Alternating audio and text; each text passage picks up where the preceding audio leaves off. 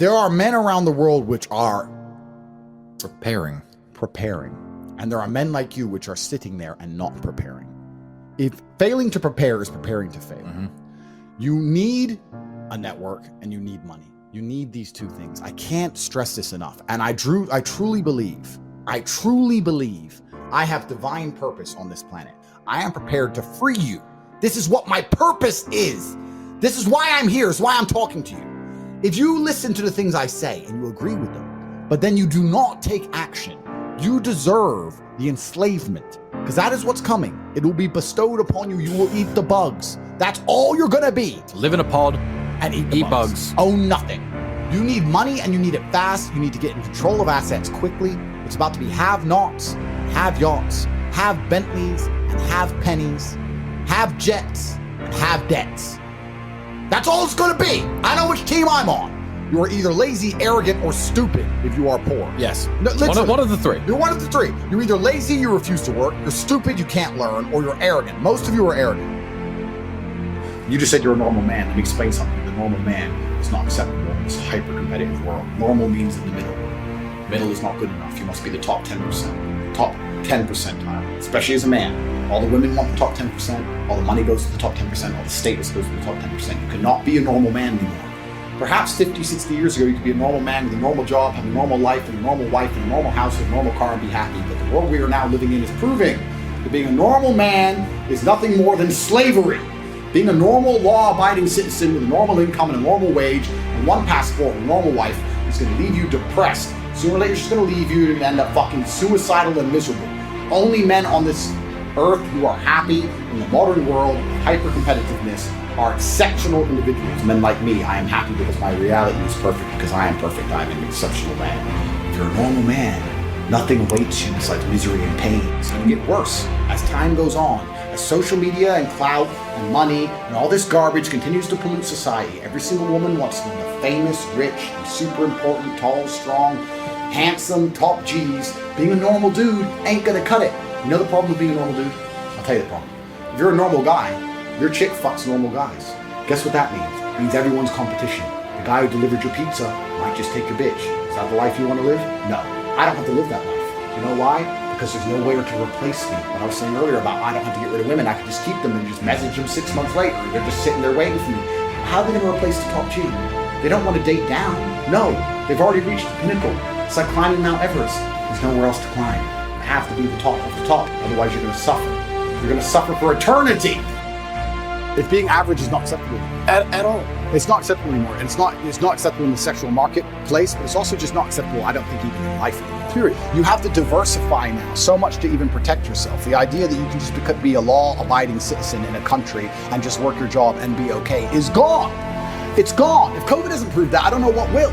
Yeah. Look at my situation. You have to diversify. You have to be smart enough that you have assets and friends and capability and lawyers and whatever all over the world now. That's the only way to protect yourself. You can't just sit within one jurisdiction and go, oh, well, but I don't speed, so it's going to be okay. I don't think it is. I think it's coming to a point where it's not going to be okay.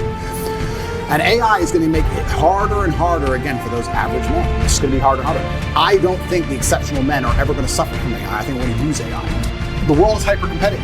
Every single thing in the world is competition. I don't think people realize I'm a hyper-competitive person because I understand that every single thing I want, somebody else wants. The girl I want, other people want. The car I want, other people want. The house I want, other people want. The lifestyle, the jet, every single thing you want, somebody else wants. It's a massive competition. As a man, you have two choices. You either accept that as a massive competition and try and play the game, or you just try and pretend it's not a competition and live in perpetual failure.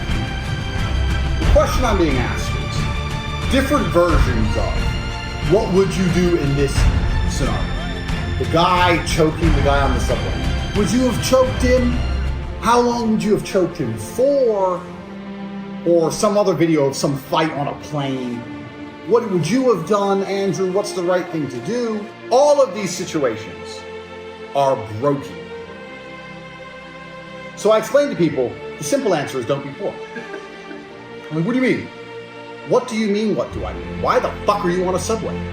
Well, to get to work, because you're broke. Subways are for brokies. The world has now changed. You can no longer safely be a brokey. You could have been a brokey in the 1960s and lived a safe, relatively calm, normal life. But if you're no longer rich, it's not just about the fact that I get to wear diamond watches and drive all these supercars and fly on private jets. It's about the fact that I get to avoid 99.9% of dumb shit. Someone comes to me and goes, what do I do on the subway? Don't ride the subway. Get rich. Oh yeah, but. The world has changed to the point where being rich is no longer just about material possessions. It is a necessity. It is vital for survival. It is literally vital for you to live a calm and balanced, nice, peaceful life, for you to be a person who has a lot of money. Because the world's fucked. And as it continues to get more and more fucked, as people become more and more broke, and more emotional, and more upset, and more divided, it's just gonna get worse. Now, there's a part to this no one wants to hear. Everyone, most guys are looking for a quick fix. You're looking for a secret, something I'm gonna tell you, a magic word, a spell, an incantation that's gonna make you be surrounded with women who wanna have sex with you all the time. It doesn't exist. It does not exist. It's a recipe. It's a recipe which includes lots of hard work. And this is something I call being a man in demand. If you're not a man who women want to fuck, if you are lazy and you're broke and your Instagram looks terrible and you're fat as fuck and you look like shit and you're not smart, you're not interesting, you're not funny, you're busy all the time, how many women do you think you're going to get? Zero. It doesn't matter what you apply and what I know. You have to be a man who has some level of demand about him to be an elite level playboy. The 5 F's. Well, 5 F's. They are fitness, finance, fun, free time, and fucking. Those are the 5 F's. And that is the recipe of what makes you a man who women want to fuck. So we're going to take these 5 F's in a row. The fitness. Now, I don't mean just physical fitness, but how well do you look? How fit do you look? It is basic human evolutionary biology. Oh, look, this big, strong, handsome guy, he'll give me nice children. Women may not think that exactly in their heads, but it's a big part of what makes women want to have sex with you. If you disregard it, if you think, oh, well, I'm rich. It doesn't matter, I'm a big, fat, ugly fuck. I've got loads of money, women will want to fuck me. They won't. They may fuck you if you pay them, but that isn't what this is about. That's not being a playboy, that's being a customer. And I'm not teaching you how to be a customer. So yes, you do have to be presentable. You have to look your best. Train as much as you can. Women care about looks, they do. I'm not the best looking guy in the world, but I try my hardest. Right now, as we film, my beard isn't trimmed, my hair isn't cut nicely, but most of the time I'm walking around with a nice trimmed, razored beard. My haircut is always on point. I've gelled my hair. I've dressed nicely. I'm wearing a designer shirt, nice watch, nice shoes. I'm presentable to the world. I work out. I'm physically fit. I'm not always in the best shape, but I do my push-ups every morning. I do my boxing, I do my training, whatever training you do, you have to do it. Fitness is important. Make sure your hair is the way that you like it. I don't know, don't get your hair cut if you have long hair, whatever. Do whatever makes you look good. Fitness is essential because it's something that women desire. Being a man in demand is fitness. Look your best, train hard. Women like to feel safe. They like to feel protected. They like when you put your big arms around them. They like if you can pick them up. Women love that shit. Get to the gym. Now, some people have further to go than others. Yes, some people are genetically blessed. If this is you, you may work out once a week and have an iron six-pack. I don't have a six-pack right now. That may be you. Cool. Lucky you. You may work out 5 times a week and still look like shit. Then you simply have to try harder than the other guys. Being a top 1% guy, everyone's born with different attributes. You're born smarter. Okay, it's easier to get rich. You're born with better genetics. Okay, it's easier to get fit. You're born wittier. You're raised in a better environment. Okay, it's better to be funny and make them laugh. Everyone has advantages and disadvantages, but you need to maximize all of these as much as you can. As much as you can, regardless of who you are. And some have further to go than others. But if you're not taking into account your fitness at all, you're not going to get the girl's idea. And there are general rules to women. No woman on earth thinks, I love big, fat, ugly guys. I mean, there are guys who like fat chicks, maybe. No woman on earth wants a big, fat, ugly dude who gets out of breath when he walks up the stairs. Not a single one. So you take that general rule and you think, okay, I want to be as attractive as I can to as many women as possible. Don't be a fat, lazy fuck. Rule number one, if you're a fat, lazy fuck, get to the gym. You're not going to be able to live like me until you do. Get into reasonable shape, at least. Being the fat, lazy fuck is not attractive to women. Fitness is essential. I'm going to tell you some shit that you need to hear. So before we start, the most important thing, obviously, regarding anything you do in your life is your mindset. And that's the first lesson about this. It's the G mindset. So it's the G mindset. We're going to learn something about ourselves. We're going to learn something about how you view the world. Because in reality, how you view the world absolutely and utterly shapes how you react to the world, how you act in the world, how people view you. It's all down to how you view things. There's very few things in this life we actually have any control over. So when I talk about G mindset is absolutely and utterly the most important thing. This is actually quite funny. A girl I was dating once, she said to me, you know, you remind me of RuPaul. And RuPaul is a famous fucking drag queen. So it's not very great. I was like, why? She goes, because he has a saying. He said, I always knew I was famous. I had to wait for the rest of the world to catch up. And she goes, you have the same mindset. And she said this to me before I had nothing, because I told everyone I'm going to be world champion. Years before I even had a British title, before I even had an English title, I just started fighting. I was like, oh, I'm the next world champion. Yeah. And I just started saying it, but I said it with genuine conviction. I knew I would be the best. I genuinely knew I would be the best. You have to understand that this world, everyone constantly tells you, do not be arrogant. Do not have an ego. When I had my Twitter, I put my ego into overdrive because I found it entertaining. But people will constantly tell you to not talk in a way which is full of conviction. People do not like you to be arrogant and have an ego. This is the worst thing ever. Let me tell you the fact, number one facet of the G mindset. Your life is never going to be worse if you walk through the world believing you are the fucking man. You wake up, you look in the mirror and go, I'm the fucking man. I am the man. There's no one on this planet who can do shit I couldn't do if I put my mind to it. I don't give a fuck how good you are at piano. If I decide to play piano, I would be better than you at piano. And I believe that. I don't just say these things, I fucking believe them. And when you go through life believing you really, really are the man, there are very few downsides. The downsides are everyone's gonna call you everyone's gonna call you a dickhead, everyone's gonna say he has a big ego. You're gonna lose a few loser friends. Who cares? What you are gonna gain is other people on the same path. You're gonna gain other people who think, yeah, well, I'm the fucking man too. This guy's the man, let's make some money. That's what's gonna happen. So the first thing you can do with your G mindset is you need to start believing you are the fucking man. Even if you're not the man yet, even before I was world champion, I knew I was gonna be the man. So I don't give a fuck.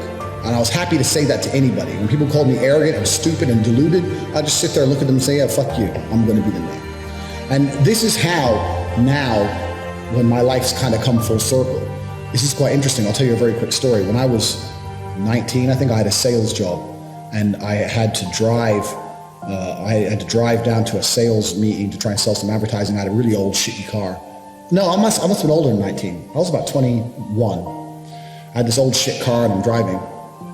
And as I'm driving my car, and I couldn't afford to have it fixed, I had a bump in the front. The front was all fucking caved in. So I had to park it away from the sales meeting and then walk to the sales meeting. So I'm driving this car. Anyway, pull up next to me at the lights, red light, pull up next to me. In a fucking Tuesday morning, 10 o'clock, music blasting, drop top Aston Martin with a Swedish number plate. Some fucking dude about 30 with a hot blonde next to him. And I remember looking at him thinking, who the fuck's this guy? Like, here I am with my broken car on my way to fucking do a shit job. I can't afford to fix my car. This guy is from fucking Sweden and he's just driven to England and he's got a Swedish plate and he's got this hot bitch and he's got music pumping and he's on his way to have lunch. Like, where the fuck did my life go wrong? I want to be like that guy. And I think this every single time. I live in Romania now. Now I drive around Romania in my fucking Lamborghini or my Aston Martin or my Ferrari or my Bentley, whichever one I decide to drive. And they all have English number plates, and I always have a girl with me, and people look at me, and people are giving me the exact same look I gave that guy. People looking at me like, who the fuck's this guy from England who just drove here from England? I'm standing at the bus stop about to go to work, and this guy's got a $250,000 car and a hot bitch on his way to have lunch with music blaring. And the reason I managed to go full circle is those small events in my life seeing someone else with more success than me ingrained in my brain. And to a lot of people, it doesn't ingrain in their brain. I was walking to school. If I was walking to college with my friends, I used to have to walk. I went to a college on the other side of town, so I had to walk 4.6, I think it was, fucking miles to college. It was a fucking nightmare. So I used to walk. Halfway, I meet some other people. Then towards the end, there'd be a group of 5 or 6 of us along the way. And when I met, and one day a Ferrari burnt past us, and everyone else was like, oh yeah, Ferrari. I'm like, and I remember saying to the group, I was only 18, I said, doesn't it annoy you that this guy has a fucking 300,000 pound car and we'll probably never have one? And they're like, oh yeah, it's only a car. I'm like, no, you don't understand. There is a life hack. There's something happening where people are living lives that other people don't get to live. There's something happening. There's something going on. I want to have a 300,000 pound car. I want it. And no one else wanted it. These little events didn't ingrain in their brain. A Ferrari driving past me bothered me. And it bothered me to my core, to the point where I decided I would do anything it takes to have one. Whereas other people just saw it and carried on with their normal lives. This is the reason I have 6 or 7 supercars and other people don't. Because these small events ingrained in my brain. So this is the second thing, G mindset. First thing, you have to believe you're the fucking man, you can achieve anything. And when I say that, I'm gonna say that again. You have to believe you're the fucking man, and you have to believe you can achieve anything. I'm not saying you can achieve anything easily. I'm not saying it's not gonna take a whole bunch of work. I'm not saying it's gonna happen quickly, but you have to believe you can achieve anything. I'll tell you something now, I don't give a fuck if it's being an astronaut. I don't care about climbing Mount Everest. You give me enough time to train, I will get it done. I know that for a fact because I know who I am as a man. That's the first thing. The second thing is you need to be perspicacious. You need to understand that in this world, there's a whole bunch of people doing amazing shit that you are not doing. And that needs to piss you off. Because if it pisses you off, you become motivated all of a sudden. I was the only one who was pissed off when that Aston Martin was next to me and I had my sales job. I was the only one who was pissed off when I saw that Ferrari drive past. Other people were not annoyed by it. And they're not annoyed by it. They're not driven to beat it. You understand? They're not driven to be where that person was. You need to be annoyed, and I'm telling you to be angry. Anger is a fantastic force. Like I said, the world tells you not to be arrogant, it tells you not to be angry. It's 2 things it tells you to do. Don't be arrogant, don't have an ego, and you don't have anger. You're a fucking man. You're a full-grown man. It's perfectly fine for you to be pissed off. It's perfectly fine for you to look around at your life. Look at the girl you're fucking, look at the house you live in, look at the car you drive, and get pissed off and go, you know what, I want a hotter bitch, I want a fucking nicer house, I want a faster car. There's nothing wrong if you take that anger and you direct it in the correct direction. I believe if you go through life and you're genuinely a good person, you try your best to be good to people, and you're honest, and you shake hands, and you don't lie, and you're on time, and you work hard, and you're good to everyone who's good to you, I think you'll have a massive influence. And I also believe, I truly believe that God is extremely giving. There's the saying, goes around, comes around. Completely true. But I would say it comes from God. God is keeping an eye on you, and he's paying attention to you, and he knows the kind of person you are and the kind of things you do. And I don't believe if you're actually genuinely a good person all of the time, that you're not going to get some goodwill back to you. Your woman wouldn't wait for you if you went to jail for 5 years. Why are you with her? Why? If she wouldn't wait, I know she's hot, I know she's funny, I know she makes you laugh. But if you can't sit in that jail cell with 100% certainty, she's not out with her friends, them in her ear, talking shit, watching Sex and the City, whatever it is, and her ending up with some other guy, why are you even buying her dinner? For what, sex? Like, that loyalty to me is the only thing left that's valuable. First things first, the basic things, you need to be very focused on trying to make money, because people listen to you when you have money. They just do. Secondly, you need to be in fantastic physical condition, because when you're in fantastic physical condition, it cannot be bought. It must be earned. People know that. When you're in, I don't know about you, if someone walked in to sell me something and they were obese, I would not trust them the same as if they were in fantastic physical shape. Because I'd say, I don't think you have dedication and heart. I don't think there's something about you that I just wouldn't trust you the same. So fantastic physical condition and money is the first thing. The second thing, whatever your ideas are, you need to learn how to communicate them. Speaking is a superpower in and of itself. You need to become a fantastic communicator. You need to be comfortable in all realms of communication. You need to be persuasive. You need to be comfortable arguing. You need to be good at debating. You're a loser. You're a dumbass. Andrew, why you mean? Because you're not going to go to the gym unless I tell you you're a fucking loser. And you are a loser, and I'm not lying to you. You are a loser. The emotional trigger you need to get up off that chair is the fact that you're not important, nobody cares who you are, any girl you're ever in love with I could take, and you're insignificant. And when you die, nobody's interested. That's your fault. You could have been something else. You did that. You failed. Man, you have to be accountable for absolutely everything. Every single thing that happens is your fault. I didn't go to jail because of Romania. When I was in jail, it was my fault. Even though I don't believe it was just, even though I do not believe it was fair, even though I know I am innocent, it is my fault because I didn't have to become so influential. I did it. But it's also my fault when I'm on the jet and living my perfect life. I did that. I did the good, I did the bad. You made her leave you. You did. Whether you like it or not. You are the reason she became so cold. You are the reason she doesn't listen anymore. You are the reason she's so arrogant all of a sudden. 100%. You are. You may not have identified why yet, but if you identify why, then you get into your next relationship healed and understanding what you did wrong and learn from it. That's what you have to do. Most of these men don't want the self-accountability. I love it. And they want to blame the women. Yep. You have to blame yourself. Men message me and say they're heartbroken. I think that is the most fantastic mindset to be in to achieve things. Because there is that degree of revenge, and there is that degree of vengeance, and that can only be achieved through being so successful, so monumentally important that she can't forgive you. And also, you cannot even sleep, you can't even concentrate, like your whole mind's a mess. That's the perfect time to train.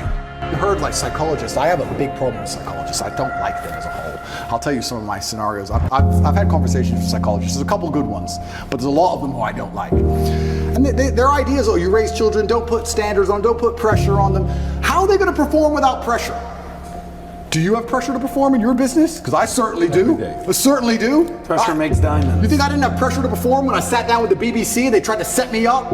You think I didn't realize instantly, okay, war, she's ready. But you think there's no pressure? You think there's no pressure when they try and stab you to death? There's no pressure in life. You're going to raise a child and say, don't give him no pressure, give him no standards, so he can just be a kid. And what's he going to mold into?